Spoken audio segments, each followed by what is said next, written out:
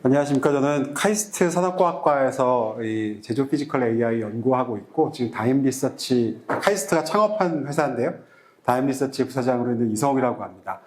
오늘 제가 그 제조 피지컬 AI라고 요즘 많이 이야기되고 있는 것들, 그 내용을 중심으로 한번 훑어가는 시간을 갖도록 할 거고요.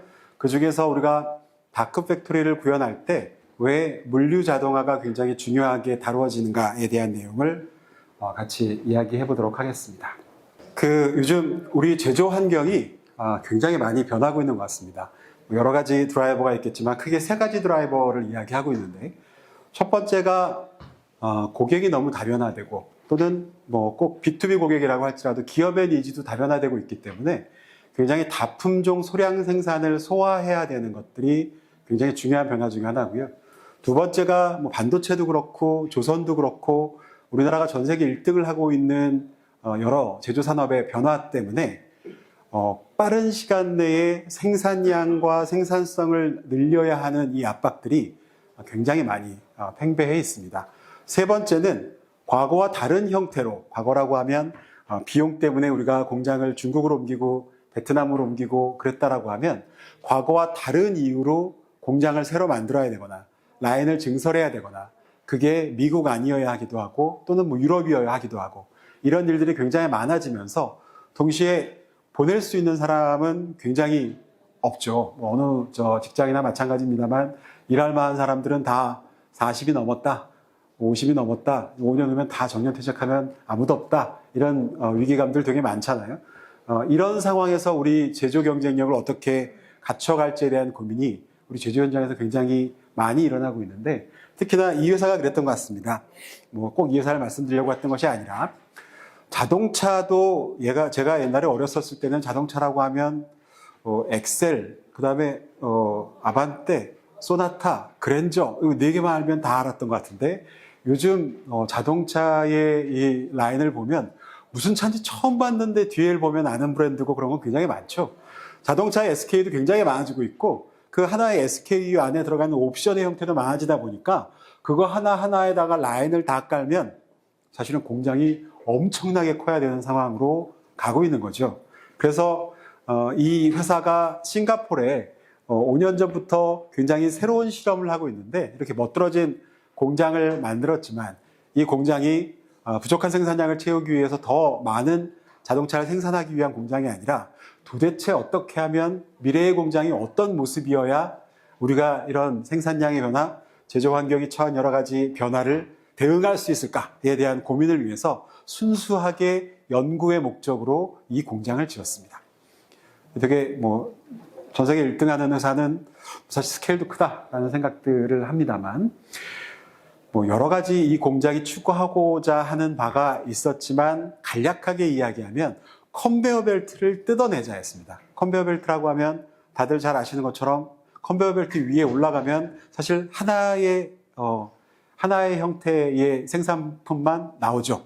거기에다가 무언가 다른 것들을 또 생산하려고 한다라고 하면 세팅을 바꾸거나, 화학 공장 같은 경우에는 소위 무언가 세척 작업을 하거나, 이런 리소스와 시간이 투여되어야지만 다른 SKU를 생산할 수 있다라고 하는데, 컨베어 벨트를 뜯어내고, 유연성이 없는 컨베어 벨트를 뜯어내고 셀 베이스로 생산을 하자라는 게 핵심의 고민이었습니다. 셀 베이스라고 하는 것들은 이런 이 공장의 부지에 뭔가 무슨 뭐라고 할까요? 커피 파는 곳과 같은 이런 셀로 생산 현장이 이루어지고, 그 셀 안에는 자동화된 생산 설비가 들어가고, 셀과 셀 사이는 사람이 나를 수 없으니까 물류 로봇을 통해서 이걸 연결하고자 했습니다. 생각은 셀과 셀을 그냥 한 줄로 연결하면 하나밖에 생산 못하지만, 셀과 셀을 조합으로 연결하면 굉장히 많은 생산의 버라이어티를 줄 수 있다라는 생각을 했고요. 그래서 고민을 했는데 잘 안 됩니다. 이거 절반의 성공이라고 많이 이야기를 하는데, 가장 큰 이유가 개별 셀에서만 좋은 생산 설비를 갖추면 이게 될 거라고 생각했는데, 정작 병목은 어디였냐고 하면, 셀과 셀 사이를 물류 로봇이 자동화해서 움직이려고 한다면 사실은 어떤 생산 스케줄 전체의 관점에서 그 물류 로봇이 기가 막히게 연결을 해 나가야 되는 거거든요. 타이밍도 맞아야 되고, 물리 로봇이 A로도 갔다가 B로도 가야 되고, 또는 이게 겹치지 않다가 갑자기 동선이 겹치기도 하고, 이런 일들을 물리 로봇이 감당할 수 있어야 사실은 이 시스템의 성공할 수 있을 텐데, 아직까지 그 제조 현장에 투입되고 있는 물류 자동화의 현실이 물류 로봇이 어디에서 어디로 가라 라고 하는 1대1 대응은 되지만, 무언가의 오더에 따라서 얘가 자동으로 방향을 틀어서 가는 것들이 제대로 되지 않습니다. 게다가 동선이 겹치면 열의 7은 거기서 교착돼서 서로 움직이지 않거나, 또는 심지어 이게 다른 브랜드의 제품을 사용한다라고 하면 충돌되기까지 합니다.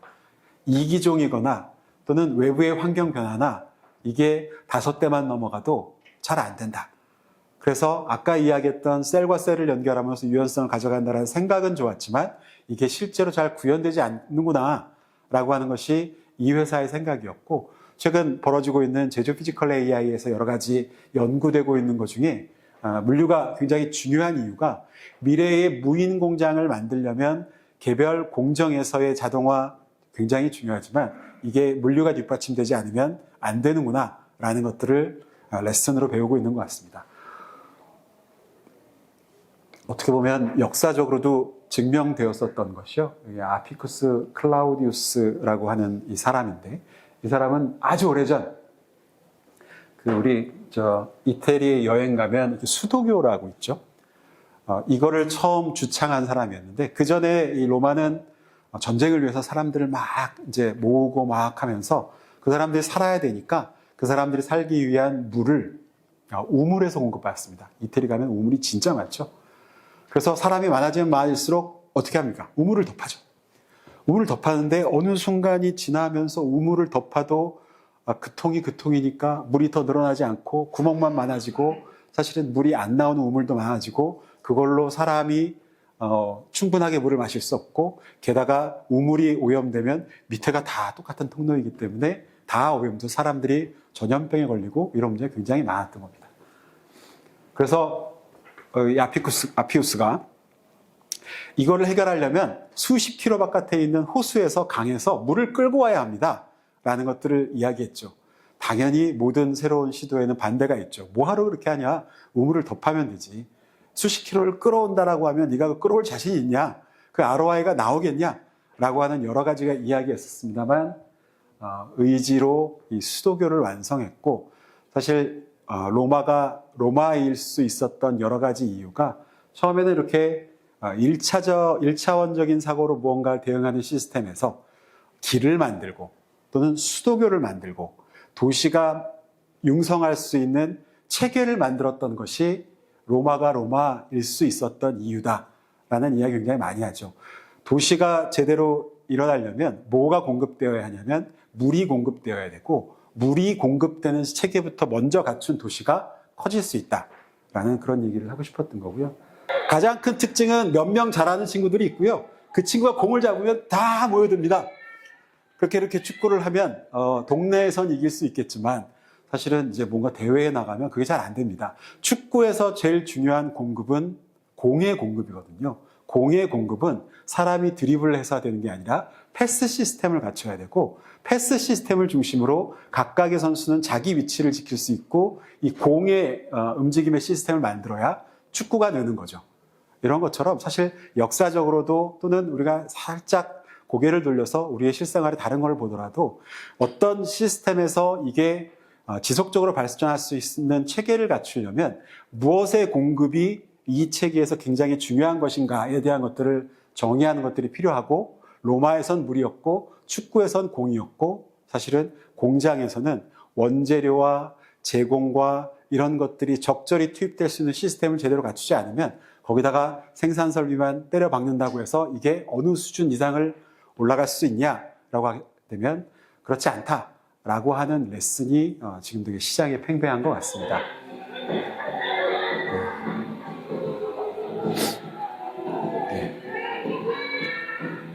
그래서 이제 이런 패스를 하는 팀과 몰려다니는 팀 하면 굉장히 쉬운 게, 패스하는 팀이 공 하나 잡으면 그 팀의 대부분이 다 내 옆으로 있기 때문에 패스만 한번 뚫리면 사실은 축구를 이길 수 있는 겁니다. 근데 아직까지 우리 제조업들이 이런 것들에 대한 고민이 좀 부족하거든요. 여러 가지 이유가 있지만 여전히 우리나라는 설비 중심의 점 중심의 사고를 하고 있습니다. 뭔가 생산을 한다고 하면 사람이 생산하지 말고 자동화 설비를 갖춰야 된다라고 하는 것들에 대한 투자에 대한 고민을 여전히 하고 있고, 두 번째는 이동은 컨베이어로 하면 되지 대차를 하면 되지 라고 하는 상대적으로 과거의 방식에서 변경하지 않으려고 하는 이 고민도 굉장히 많이 있고요. 이제까지는 또 고민이 있었던 것이 이거를 물류 로봇 같은 형태로 만들려고 하더라도 아까 이야기했던 것처럼 2기종이면 안 돼, 5대 이상이면 안 돼, 길이 겹치면 안 돼, 안 되는 게 너무 많았기 때문에 사실은 공장에서 물류 자동화가 제대로 될 수 없었던 이유이기도 합니다. 또한 무언가 투자를 할 때 실제로 계획을 세워보고 야 이게 되겠는데 라고 하는 확신을 가져야 사장님도 지시를 내릴 수 있고 실무자도 무언가 보고를 할 수 있는데, 제조라고 하는 환경이 이제까지는 공장에다가 안 될지도 모르는 것들을 이렇게 갖춰놓고 사장님 공장을 2달만 멈춰주시면 제가 한번 해보겠습니다, 이런 식의 이야기가 돌아가지 않았기 때문에 사실 공장에서 무언가 물류에 대한 개선을 한다라고 하는 것들은 사실 굉장히 힘든 일이었습니다. 개별 제조 설비를 바꾸는 것은 그걸 움직여보면서 테스트를 할 수 있지만 물류가 체계를 갖췄는가 아닌가를 갖추는 것은 전체 공장에 관련된 일이기 때문에 그게 더 힘들 수밖에 없었습니다. 그래서 카이스트가 개발하고 다임리서치가 상업화를 하고 있는 이 물류 자동화에 대한 이야기를 좀 드릴 텐데요. 저희는 창업한 지 6년 된 기업이고 물류 자동화에서 어느 정도 의미 있는 성과들을 이루었고, 이 성과가 지금 제조 피지컬 AI라고 하는 정부가 추진하고 있는 여러 가지 큰 웨이브에서 중요한 역할을 하고 있고, 이거를 공정과 연결하고 궁극적으로 3년 내에 5년 내에 다크 팩토리의 OS를 만들겠다라는 그런 생각들을 가지고 있는데요.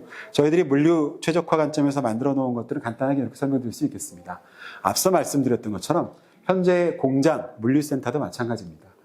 물류 로봇이 상황에 따라 OHT, 이 반도체나 디스플레이에는 OHT라고 하는 하늘에서 떠다니는 그런 것들이 있죠.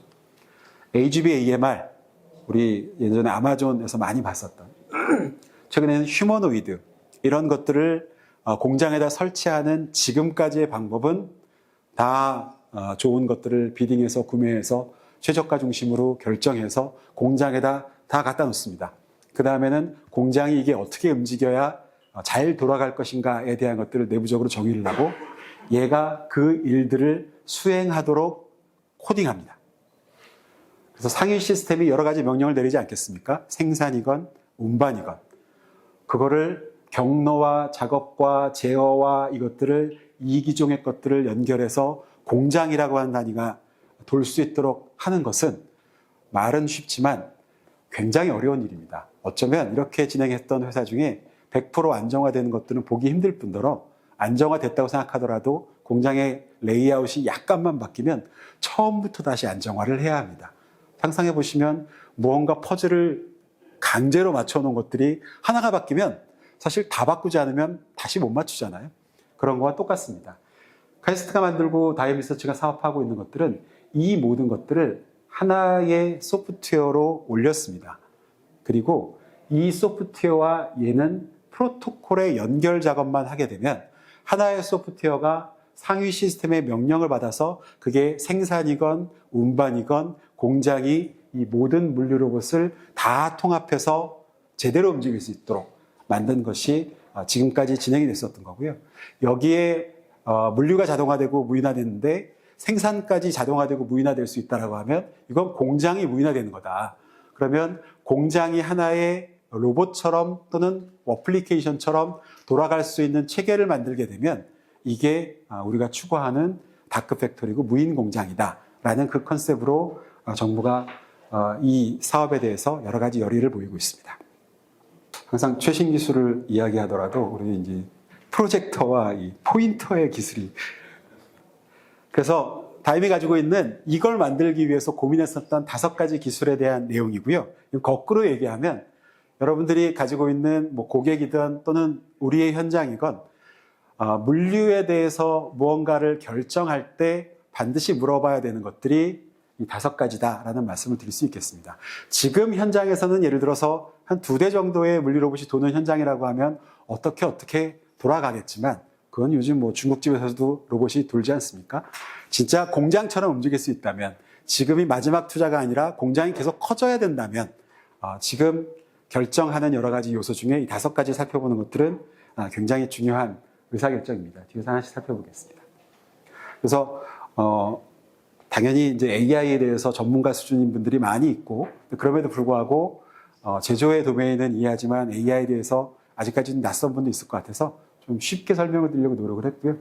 설명드리는 방식이 너무 쉬운 거 아니야? 라는 생각은 좀 죄송하다라는 말씀 드리겠습니다. 강화학습입니다. 여기서 이 숨을 기다려야지. 아니, 수중하나 이기는 엉덩이가 땅에 닿은 것만으로도 보상이에요. 앉은 상태에서 강아지한테 또 앉아서 가르칠 수는 없죠. 그래서 앉은 상태에서 또 내가 옆으로 와요.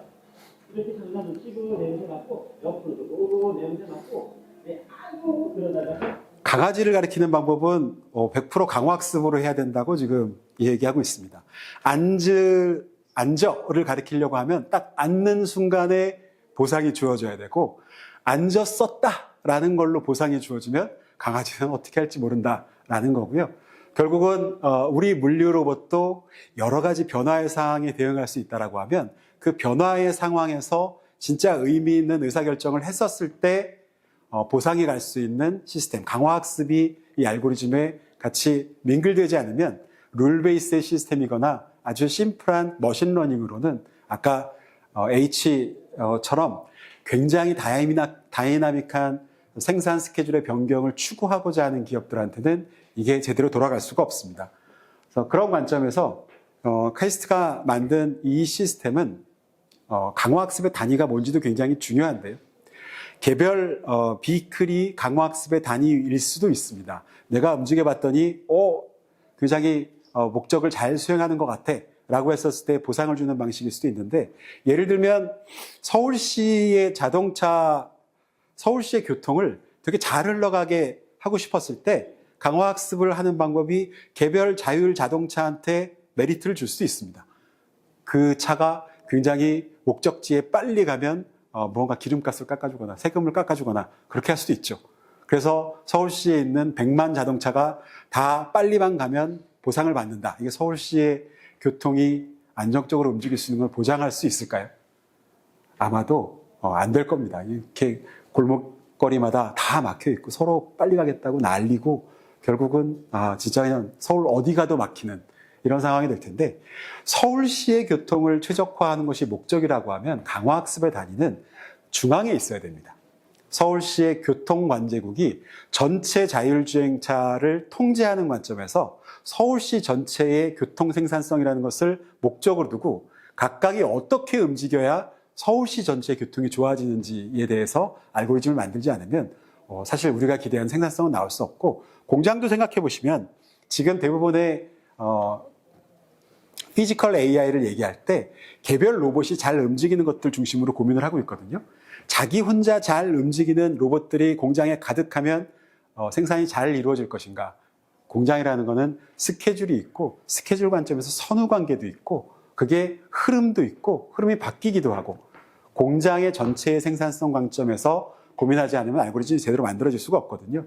그래서 이 카이스트가 만든 기술도 공장의 관점에서 강화학습을 도입했습니다. 그래서 공장이 1000대의 물리로봇을 돌리고 있다면 1000대 물리로봇이 해야 되는 전체 일의 생산성 관점에서 각자가 어떻게 움직여야 이거를 가장 빠른 시간 내에 달성할 수 있는지를 끊임없이 계산하고 그 관점으로 개별 로봇들한테 명령을 내리는 방법으로 저희 알고리즘이 되어 있습니다. 그러다 보니 어떻게 보면 되게 생산성 관점에서 크게 늘어날 수 있는 게, 개별 로봇이 그렇게 똑똑할 필요가 없어요. 저희 시스템의 명령만 받으면 사실 그게 최적이기 때문에 개별 로봇이 스스로 열심히 움직여야 한다든가 개별 로봇이 엄청나게 좋은 기능을 가져야 할 필요가 없을 수 있다라고 하는 게 저희들이 지금 하고 있는 물리 자동화에 대한 핵심 개념 중에 하나이고요. 그렇다면 고민이 생깁니다. 지금까지 제가 해본 것 중에 가장 많은 비클이 하나의 공간에 움직였던 것들은 1000대까지였었거든요. 근데 이제 앞으로는 1000대보다 더 큰 넓이에서 수천 대의 물리 로봇이 하나의 목적을 위해서 뛰는 그런 일들도 발생하겠죠. 그게 과연 얼마나 많은 IT 인프라를 잡아먹을 것인가에 대한 고민이 이루어져야 되고, 두 번째 우리가 살펴봐야 되는 것들은 계속 앞으로 늘어날 이런 의사결정의 크기에 비해서 이 시스템이 얼마만큼 슬림하게 그거를 구동할 수 있는가에 대한 고민도 같이 해주셔야 됩니다.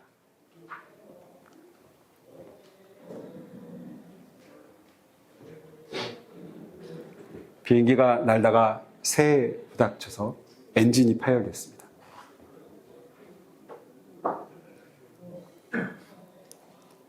그랬더니 교신탑과 교신을 해서 주변에 있는 항공기와 이 항공기의 위치들을 최적화해서 어떻게 움직여서 좋다라는 것들을 했고요. 이게 허드슨강에 착륙했었던 비행기의 이야기였는데, 이 비행기가 피지컬 AI로 움직였다는 뜻이 아니라 관제탑을 생각을 해보면, 관제탑으로 오고 있는 비행기가 예를 들어 뉴욕공항이라고 하면 수백 대, 수천 대가 될 거잖아요. 그 하나하나가 어떻게 움직이고 있는지를 계속 쳐다보고 있어야 된다라고 하면 사실은 관제탑의 인원이 엄청나게 많아야 할 겁니다. 근데 비행기를 관제하는 것들을 보면 잘 아시는 것처럼 대부분의 경우에는 그냥 오토로 틀어놓고 조종하시는 분들이 잘 보지는 못했지만 심지어 주무신다고 하기도 하고 뭐 이런 얘기들이 있지 않습니까? 근데 언제 언제 관제탑과 연결을 하냐면 반드시 의사결정을 해야 되는 시점에서 관제탑과 교신을 합니다. 저희 카이스트가 만든 솔루션이 1000대를 PC 한 대로 움직일 수 있는 알고리즘의 슬림화를 가졌던 것들은 평상시에 아무런 의사결정이 필요 없을 때에는 개별 로봇이 움직이는 그대로 놔두고, 의사결정이 필요할 때, 예를 들면 이대로 가다가는 쟤와 교착될 수 있어, 갈림길이 나오네, 이런 의사결정의 순간에서만 이 무언가의 명령을 간섭하기 때문에 이런 것들의 연속으로 저희가 지속적으로 슬림화해서 지금 그냥 PC 한 대에서 1000대가 도는 공장도 돌릴 수 있는 정도의 수준에 이르렀습니다. 이게 되게 비즈니스적으로는 되게 안 좋은데요. GPU를 한 20개쯤 때려박아서 이렇게 해야 비즈니스가 커지긴 할 텐데, 저희 시스템이 PC 하나로 돌아가기 때문에 사실은 비즈니스가 커지기 힘든 그런 아쉬운 점들이 있습니다. 이렇게 하는 것들은 전체적으로 아키텍처가 슬림화되는 강점도 있지만, 단기적 대응력, 전체 시스템이 1000개가 넘는 곳을 관제한다라고 하는 것들은 아무리 짧게 하더라도 그거에서 올 수 있는 여러 가지 타이밍이라고 하는 것이 있을 거지 않습니까?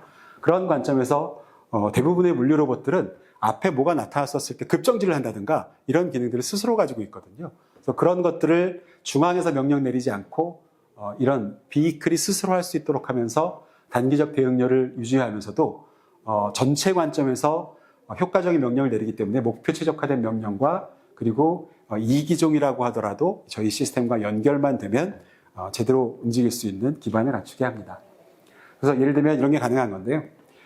이 오른쪽에 있는 그림들은 카이스트에 정말 이기종의 물류 로봇과 그게 생산 로봇이 같이 연동한다라고 하는 것, 그게 하나의 소프트웨어로 된다는 게 어떤 모습인지를 보여드리기 위해서 테스트 베드가 구축되어 있고, 여기는 일부러라도 위에 OHT, 밑에 AMR, 그리고 휴머노이드가 걸어다니는 그런 상황이고, 이 세 개가 서로 간에 협업해서 무언가 작업을 끝내는 이런 것들이 있고, 이게 가능한 것이 각각의 이 로봇들이 자기가 컨트롤하는 방식을 메이커가 만든 시스템으로 한다라고 하면 이기종이 협업할 수가 없겠죠.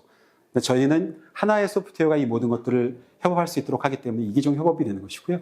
또 게다가 예를 들어서 이 5대의 로봇이 있는데 5대가 다 이기종이라고 생각을 해보고, 얘는 일로 가야 되고 얘는 일로 가야 되고 위에는 밑으로 가야 되고 밑은 위로 가야 생산성이 극대화되는 상황에서 과연 이기종의 로봇이 이런 것들을 수행할 수 있겠는가 생각해보면 사실 불가능합니다. 심지어 이거 불가능할 뿐더러 대부분의 공장에서 로봇들이 서로 교행하는 것조차 허용하지 않고 물류에 대한 길을 만들기 때문에 물류에 대한 길이 굉장히 커야 하고, 그래서 대부분의 공장에서 물류로봇이 제대로 쓰이지 않는 이유가 되는 건데, 한번 눌러보시면 소프트웨어가 저 5대가 어떻게 움직여야 가장 최적인지에 대한 계산들을 나노세컨드로 내리고, 각각의 로봇이 어떻게 움직여야 되는지를 마치 사람이 퍼즐을 풀듯이 풀어냅니다. 사람이 아무것도 건드리지 않고 저런 길만 주어지고 그냥 상위 시스템에서 목적만 내려가게 되면 이기종의 물리로봇이 아무리 어려운 길도 그게 풀리는 길이라면 저렇게 움직일 수 있는 그런 시스템의 기반이 확보되어 있다라는 말씀을 드리려고 하고요. 의사결정의 포인트가 어떨 때는 자율로, 어떨 때는 중앙에서 내린다라고 했는데, 그러면 의사결정의 포인트가 하나의 공장에서 얼마나 많아야 하는가에 대한 고민도 좀 있어야 하는데, 이게 전 세계 비행기가 움직이는 모습이고, 보통 관제탑에서 비행기를 이야기할 때 여기서 하와이가 북동쪽으로 327km쯤 떨어진 것 같은데요, 이렇게 얘기하지 않고 항상 조종사들은 웨이포인트 505 이런 식으로 얘기하면 그게 어디인지가 딱 잡혀져 있습니다. 우리가 움직여야 하는 곳들이 다 점들로 찍혀져 있고 그 점들에서 어디가 가장 가까운지에 대한 것이 비행기의 위치인 거예요. 빠른 의사결정들이 가능하고 빠른 커뮤니케이션이 가능하기 위해서 이런 웨이포인트 같은 것들을 운영하는데, 대부분의 이 물리로봇이 움직이고 있는 실제 현장은 포인트가 아니라 이런 폴리곤으로 정책을 만듭니다. 그래서 이런 폴리곤에 들어갈 수 있는 물리로봇의 최대 대수는 4대, 그리고 그 4대의 구성 중에 큰 게 2대 이상일 수가 없어. 이런 거 왜 만드냐면 들어가면 부딪히거든요. 자신 없으니까 그렇게 작게 만드는 겁니다. 그리고 이렇게 운영하다 보면 여러 가지 방법으로 길에 물류가 움직이는 길에 기름이 있어갖고 쓱 미끄러져가지고 그 쿼터를 넘으면 그 폴리곤 자체가 다 서는 일들이 비일비재 발생하는 것들이 지금 대부분의 물류 자동화가 가지고 있는 건데, 저희는 이거를 노드 단위로 진행을 하고 있고요. 노드 단위로 의사결정의 포인트가 있고 그 노드가 아무리 많아도 PC 한 대로 돌아갈 수 있는 체계를 갖추고 있기 때문에 이런 식의 의사결정이 가능합니다. 1번을 향해 가고 있는 6번이 교차점에서 이렇게 갈 수도 있고 이렇게 갈 수도 있죠. 당연히 무언가 통제를 위해서는 50대 50으로 가도록 이야기를 했었을 겁니다. 그랬는데 얘는 직진으로 명령을 받았는데 또 다른 노드 포인트에서 거기를 지나다 보니까 굉장히 평상시 속도보다 나지 않는 겁니다. 그러면 이 6번에서 지났던 이 그린색의 비클은 중앙에 있는 시스템한테 내가 어떤 속도로 움직이고 있다라는 것들을 보고하게 되고, 그러면 중앙에 있는 시스템이 알아서 다음으로 들어오는 것들은 다 이 다른 길로 안내를 하는 겁니다. 이게 되게 쉬운 일처럼 보이지만 공장에서 어딘가 갑자기 막혔었을 때 물류로봇이 거기에 멈춰서 교착되는 일들이 비일비재하거든요. 이런 것들을 사람이 건드리지 않고 작업자가 뛰어가서 그거를 억지로 풀지 않아도 시스템이 이 기작을 통해서 풀 수 있다. 모든 노드에서의 개별 비클이 던져낸 데이터를 중앙에서 통제해서 가장 바람직한 루트를 제공한다라고 하는 것들이 카이스트가 개발한 기술 중에 또 하나의 포인트가 되겠습니다. 그러면서도 계속 말씀드리지만 알고리즘이 또 하나의 문제가 있는 폰트. 알고리즘이 적어도 수천 대 이상은 동시에 이런 운영성을 가질 수 있어야 사실은 의미가 있는 거겠죠. 그리고 또 하나 계속 말씀드렸던 것처럼 사람의 개입 없이도 한글 대단한 것 같아요. 이렇게 엉켜있어도 대충 무슨 말인지 알겠지 않습니까? 사람의 개입 없이도 시스템이 스스로 더 나은 방법을 찾을 수 있어야 하고, 어떤 상황에서도 데드락이라고 하는 것들, 충돌이라고 하는 것들은 발생하지 않는 것들을 개런티할 수 있어야 합니다. 그래서 저희 시스템들이 가지고 있는 성과 중에 하나가, 위에 있는 게 저희 고객사 중에 1000대 이상의 OHT를 운영했었던 거고요. 기존에 이 OHT를 운영했던 시스템으로 운영해 보면 저희가 항상 막힙니다. 항상 막히면 개발자들 투입해서 이거를 풀기 TF를 만들거든요. 그럼 일주일 후에 저게 풀립니다. 그러면 다음 날부터는 다른 곳이 막히기 시작합니다. 그래서 15년 동안 이런 숨바꼭질을 해오셨는데 저희 소프트웨어를 연결하자마자 당연하게도 하나의 시스템이 1000대가 움직이는 방법들을 나노세컨드 베이스로 계속 내리고 있기 때문에 저런 교착이라고 하는 것들을 발생시키지 않죠. 이런 것들이 저희 알고리즘들이 가지고 있는 핵심적인 장점이라고 말씀드릴 수 있겠습니다. 또 하나 간단하게 보여드리면, 어떤 어려운 곳에서도 이기종이 움직이더라도 저걸 어떻게 움직여야 하는지에 대한 것들을 고밀도 뒤에서 말씀드릴 수 있을 것 같습니다. 이걸 한번 보시면 큰 물리로봇과 작은 물리로봇이 같이 움직일 때 얘가 예를 들어서 여기까지 쭉 들어가 있습니다. S전자의 실제 사례입니다. 그러면 얘가 쭉 들어갔는데 얘가 여기서 조금이라도 더 들어가면 얘가 못 나옵니다. 그렇기 때문에 얘는 저기서 지금 대기를 하고 있는 거예요. 왜냐하면 저기서 대기를 해야 갔던 것이 이렇게 나올 수 있거든요. 이게 개별 물리로봇이 자기의 생각을 가지고 움직였으면 이런 일들이 절대 일어나지 않죠. 서로가 서로를 배려할 수 있는 알고리즘이 있어야만 되는 거죠. 이런 형태의 알고리즘의 우수성을 가지고 있다. 저게 아마존입니다. 아마존 로보틱스의 사례인데 놀라운 사실은 비공식적으로 하루에 30%의 로봇은 저러고 있다. 내가 가야지 되는데 내가 가야 되는데 내가 가야 되는데 이 교착이라고 하거든요. 이런 문제를 근본적으로 발생시키지 않는다라는 이야기고요. 근데 그럼에도 불구하고 이 강화학습이라고 하는 게 정말 중요하려면 강아지한테 앉아라는 명령을 시키려면 적어도 10번은 해봐야 되잖아요. 근데 우리 공장에서 처음 들여오는 시스템을 10번이나 실패를 하면서 테스트할 수가 없잖아요. 피지컬 AI의 가장 중요한 개념 중에 하나가 어떤 객체에 대한 학습을 실제 상황이 아니라 버추얼 상황에서 할 수 있어야 한다는 것들이 어떻게 보면 가장 중요한 사실이고, 저희 시스템들은 기본적으로 버추얼 상황에서 1000배의 속도로 돌려가면서 가장 바람직한 것들을 학습할 수 있도록 되어 있습니다.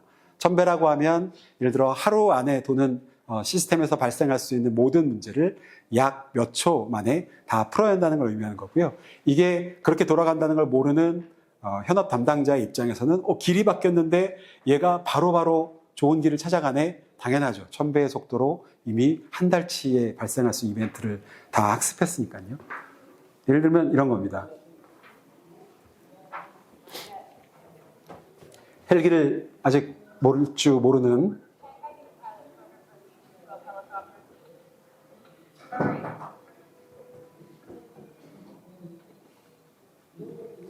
주인공이 눈만 몇 번 깜빡거렸더니 이제는 헬기를 몰 줄 알게 됐습니다.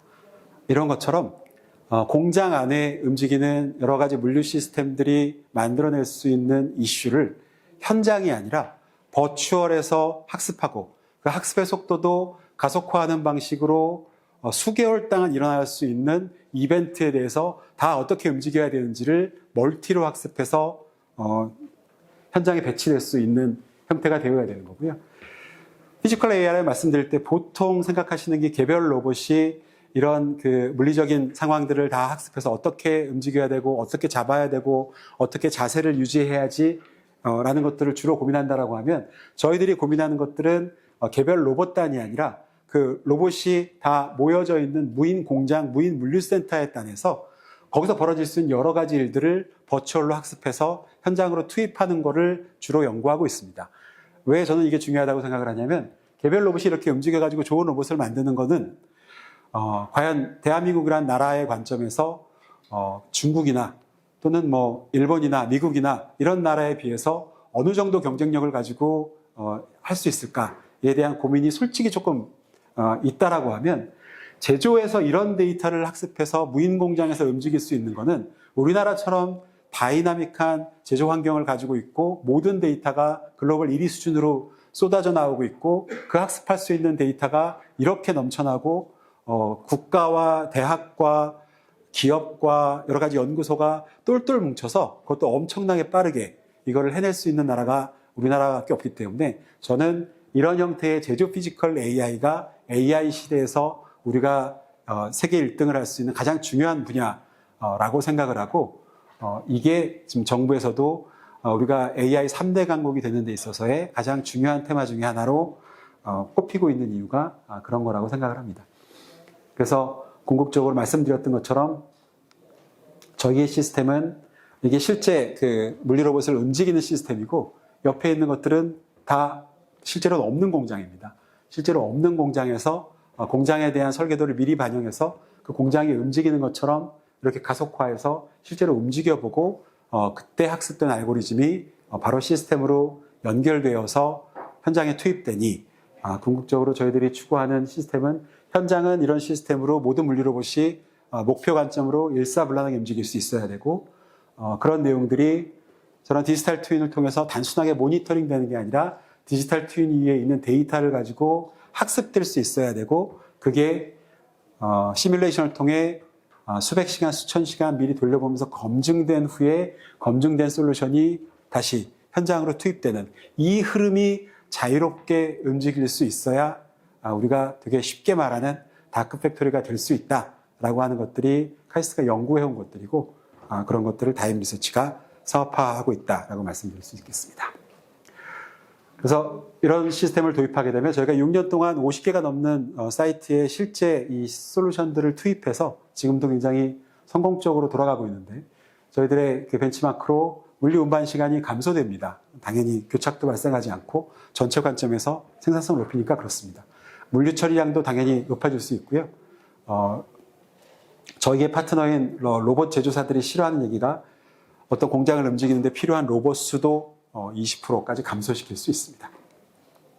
중요한 거는 공장을 만들고서 그걸 안정화시키는 시간이 보통 한 달에서 6개월, 1년까지도 걸리는데 그거를 한 70% 이상 감소시킬 수 있고요. 왜냐하면 시뮬레이션으로 다 돌려보고 가기 때문에 그렇습니다.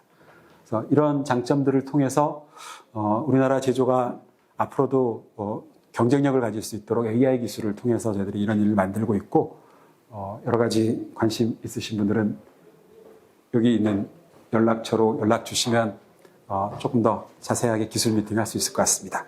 감사합니다.